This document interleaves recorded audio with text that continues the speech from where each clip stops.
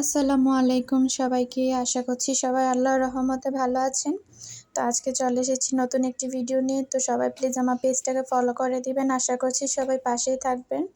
তো আজকে এই যে শুটকি রান্না করব, এখানে শুটকিটা ভুনা করব। তো এই যে 2টা শুটকি নিয়ে নিয়েছি বড় বড়, আর লাউ কেটে নিয়েছি, আর এখানে শোল মাছ নিয়েছি। তো মাছটাকে আমি ভাজার জন্য বসিয়ে দিচ্ছি। আজকে লাউ দিয়ে মাছ দিয়ে রান্না করব আর শুটকি ভুনা করব। এই শুটকিটা কিন্তু আমার মেয়ে খুব বেশি পছন্দ করে। আরিশা শুটকি বোনা হলে খুব বেশি পছন্দ করে, ও শুটকি বোনা দিয়ে ভাত খেয়ে নিতে পারে মাশাল্লাহ।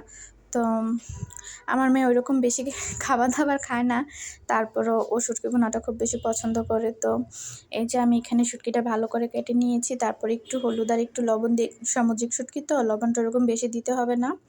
তো এই যে একটু লবণ দিয়ে আর একটু হলুদ দিয়ে আমি এটাকে ভাজা করে নিব। একটু শুটকিটা একটু ভাজা করে ভুনা করলে ভালো লাগে খেতে। তো এই যে আমি শুটকিটা ভাজার জন্য বসিয়ে দিয়েছি। আর সবাই প্লিজ আমার পেজটাকে ফলো করে দিবেন। আশা করছি সবাই পাশেই থাকবেন। তো এই যে শুটকিটা প্রায় ভাজা হয়ে গিয়েছে, তো আমি এখন এটাকে উঠিয়ে নিয়েছি। আর এই যে আমি পেঁয়াজ কুচি দিয়ে দিয়েছি। তো পেঁয়াজটা হালকা একটু হয়ে গিয়েছে, তো এখন আমি শুটকিটা দিয়ে দিলাম। তো সবাই প্লিজ আমার পেজটাকে ফলো করে দিবেন। আশা করছি সবাই পাশে থাকবেন। আর একটু পরিমাণে লবণ দিয়ে দিয়েছি, আর একটু হলুদের গুঁড়ো আর একটু মরিচের গুঁড়ো দিব। শুটকি ভুনা করছি যেহেতু জাল দিব না, তো আরিশা ঝাল ছাড়াই খেতে পছন্দ করে। তো এই যে একটু মরিচের গুঁড়ো দিয়েছি। এখন সবগুলো একসাথে মিক্স করে আমি একটু পানি দিয়ে দিব সিদ্ধ হওয়ার জন্য শুটকিটা, তারপর পেঁয়াজটা। তো বেশি পরিমাণ করে পানি দিব যাতে ভালো করে শুটকিটা সিদ্ধ হয়। আর এই শুটকিটাকে আমি বসিয়ে দিয়েছি।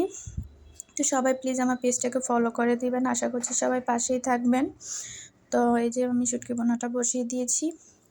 এই যে আমার শুটকি বোনাটা হয়েও গিয়েছে প্রায়, আর এরকমই উঠিয়ে নিব, ঝোল রাখবো না। তো এখন আমি মাছগুলো ভেজে উঠিয়ে নিয়েছিলাম। তো এখন পেঁয়াজ কুচি দিয়ে দিচ্ছি মাছ রান্না করার জন্য। আর আজকে কিন্তু লাউ দিয়ে শোল মাছ রান্না করতেছি। তো লাউতে কিন্তু খুব কম মশলাই পছন্দ সবাই। লাউটা পাতলা করে কম মশলা দিয়ে খেতে পছন্দ করে, আমারও লাউটা পাতলা করে কম মশলা দিয়ে খেতে ভালো লাগে। তো এই রান্নাটা আমি আমার আম্মু থেকে শিখেছি। আমার আম্মু এইভাবে রান্না করে। তো লাউটা প্রথমে দিয়ে দিয়েছি, আর তারপর আমি এখানে পেঁয়াজ কুচি রসুন দিয়ে দিয়েছিলাম। তো এখানে সবগুলো একসাথে দিয়ে ভেজে নিয়েছি, আর এখানে অনেকটা পরিমাণে কাঁচামরিচ দিয়ে দিয়েছি। আর আজকে কিন্তু আমি লাউটা রান্না করব কাঁচামরিচ দিয়ে।